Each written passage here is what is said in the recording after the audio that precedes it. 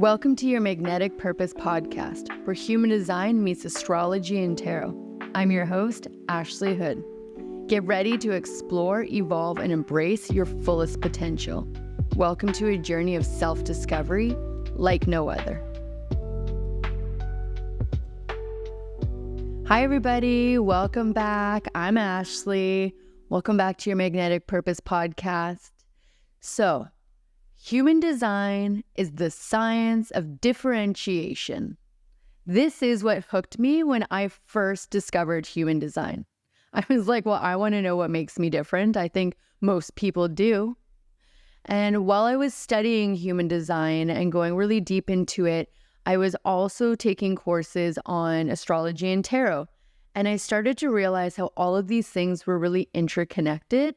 And the 1-3 generator in me finally was like, oh, I get it. All of these together made it so much more easy and practical to understand and to share and express the experience I was having with it. Enter your Magnetic Purpose podcast. This was really how it was created and birthed, because I just felt like the people needed to know about how these three systems can all come together and really give you a rich understanding of your unique path and purpose, but also how to implement it in the real world.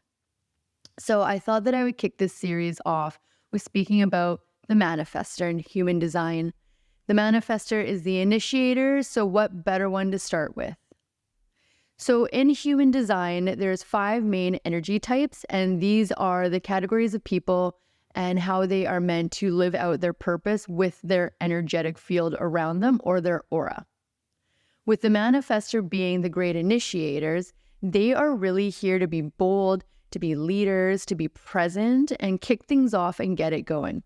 They're the trailblazers, they're the innovators, they're really bold, and they can sometimes be brash. Historically speaking, Manifestors were actually the kings and the queens because they wanted to lead the land and not have any of their freedom compromised. Fast forward to modern time, this is completely the definition of a Manifestor. When a Manifestor is following their strategy and authority, which is following these creative urges that come up, they are quite literally unstoppable. But they just have to make sure that they are balancing following their creative urges with rest, because it's in the rest that they get their divine downloads, their inspiration, their understanding, and their motivatives for what they're going to do next and what they're going to carry out next. So human design Manifestors have this unique ability, unlike any of the other energy types in human design, to be able to, within themselves, initiate action and have a creative spark. Once this creative spark or these urges come through them, they're meant to carry them out and see them and start them and see them until fruition. But after they see and start to where they feel comfortable with, they're meant to pass the ball and move on to something next. They're very, very fast-paced, really quick movers. I like to think of Manifestors kind of like in football. The Manifestor would be the quarterback, and they are setting up the play, and then they're passing the ball, which is their great idea, and then they're out of there and they're on to the next thing while the rest of the team carries out that mission. So with a Manifestor, strategy and authority, they're really meant to have these urges and these innovations that they are supposed to act upon. They don't have to wait for invitations or something to respond to or a lunar cycle like the other energy types. They're really able to create their own destiny and have their own energy plane within. And once they do start to realize these urges that are coming through and their creative spark and their really great ideas, they are meant to inform. And when I say inform, I don't mean like ask permission from anybody, because a Manifestor is never going to ask anybody for permission. They don't need to. I mean more so using this informing as a way of leadership. You are meant to share your good ideas with those who are around you so that the right people can jump on board with you or they can get out of your way. Because the wrong people will be left in the dust and the right people are going to come along and help you be able to bring this to the end and move on to your next big idea. They say that the manifestor has a repelling aura, and an aura, again, is just your energetic field that people feel when they meet you. It's when you walk into a room as a generator, people feel that warm, inviting hug. When you walk into the room as a projector, people feel that pinpointed stare, like someone's been watching them for a while. But when you're a manifestor, it's said that your aura is repelling. And I don't find this to be the kindest way to explain it. I find it more as being very selective and defensive. It also is like someone walking around with a do not disturb sign. If you are here to inform and get the right people on your team, the wrong people are going to fall off, but it's the wrong people who will be triggered by your aura or by your presence. Because being as powerful as a manifestor is, and being able to have all the tools inside to literally create their own destiny or bring their manifestations to fruition, for some people, that can be intimidating because they might not have the ability or the belief in themselves that they can do that. So then it can turn into acts of jealousy or just feeling like maybe they were left behind, or really just trying to slow down the manifestor. So that's why it's so important that you are informing what you're doing so that the right people can come along. And when I say that it's like having a do not disturb sign, if you've ever seen a manifestor in action, when they're having these creative urges, they can be really intense and really in it because they are like 10 steps ahead of everybody else and they're already creating. So that energy can be really inspiring, or for the wrong people, it can be really intimidating.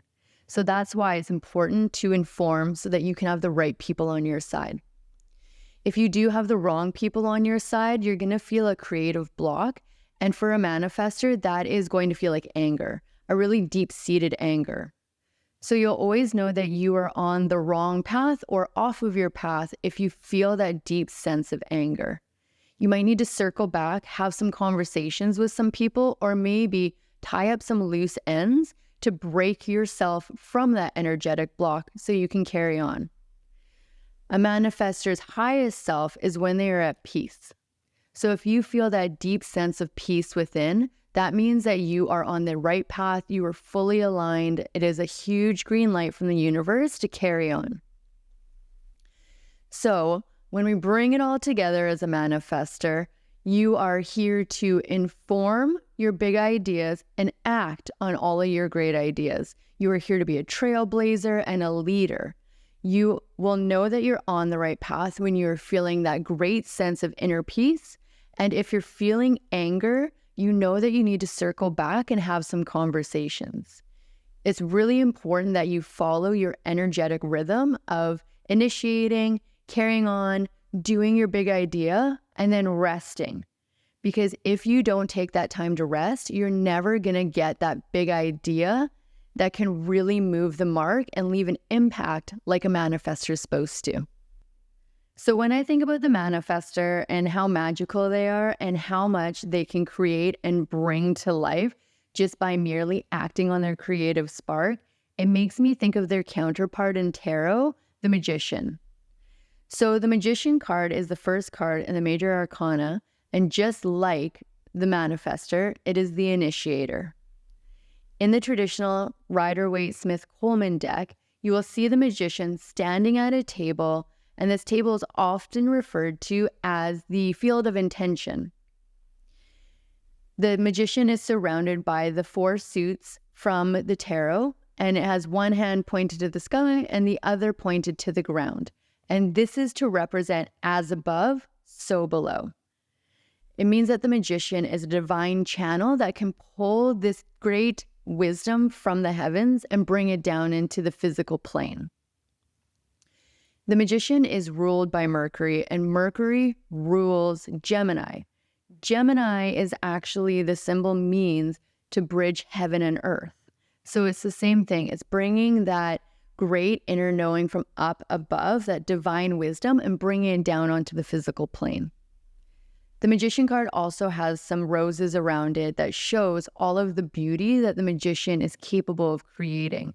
and an infinity symbol above its head that represents the fact that what is meant for you will always come to you. So all of this imagery on the card is to represent the fact that the magician is here to master the material plane with all of its magic it already has inside of it, just like the Manifestor. Now, I had said that the magician is tied to Mercury. Mercury is the planet of communication, intellect, quick wit, fast thinking, and when it's in its highest expression, it really is all about having that ability to manifest and speak out your greatest desires. When it's in its lowest expression, it's a trickster. It's here to be a little bit mischievous. It will be flaky. It can seem indecisive and a little bit two-faced. It's also connected, the magician's also connected to the planet Mars. Mars is the ruler of creativity and of war and of ambition and of power. So when the Mars is in its highest expression, it is the most creative, willful, fast-paced moving planet. When it's in its lowest expression, it's here to start a war. And this war can be with someone outside of you, or it can be deep inside of you. So that's why you always have to be careful with Mars, and that you are speaking your intentions properly with Mercury to ensure that your point is getting across correctly and that you're not actually holding back and hurting people and being a little bit of a trickster like the lower expression of a Manifestor can be. So now you can start to see how all of these things are really interconnected and they play together. I could talk for hours about how any one of the tarot cards can be matched up with something in human design, but maybe that will come in a later episode. But for now, if you are a manifestor or a manifesting generator, because don't forget, you are a hybrid of a manifestor and a generator, so this applies to you too. Or you just want to harness your manifestor magician energy to create a little magic in your life, I have a ritual for you. This is best done on a Sunday because a Sunday is the day of the sun, and it is all about initiating what you want to see for the week ahead. You're going to want to grab the 4 elements. So you can get a candle, a feather, either a crystal or a coin, and a cup of water. And you now have all the 4 elements that are in the suit of the tarot. You're going to want to light the candle. And while you do, you want to sit and you want to think about what it feels like to be a magician in your life and to have that strong, willful energy that the manifestor possesses. Really take time to reflect on it. It's a great idea to just have a soft gaze on the candle as well once you've lit it, because this helps to kind of give a meditative state to your body so that you can clear out all the mind chatter, and then you can start to receive some of those manifestor downloads. So once you've had some time to sit there, gentle gaze on the candle, asking the 4 elements around you to help with your magic, your creativity, help you to understand on a deeper level what you're trying to initiate. Then, before you blow out the candle, you're going to want to say, "And then I receive." Once you do that, and the candle is blown out, imagine that now being passed off into the universe, and just wait to see what happens. You can start journaling on this practice and seeing the little intricacies that are happening throughout your day now, and how all of this can be connected to your manifestation. So I really hope that you enjoyed this episode. And I'm going to start going a little bit deeper with episodes like this as we move through the next 4 energy types. So if you want to know more about this, head over to our website, Your Magnetic Purpose, and you can download your free chart there. You can also book a live one-on-one reading with me, or you can shoot me a DM and we can customize a reading for you. And until next time, here's to health, wellness, and weirdness. Bye. If you enjoyed today's episode, make sure to like, share, and subscribe wherever you stream your podcast.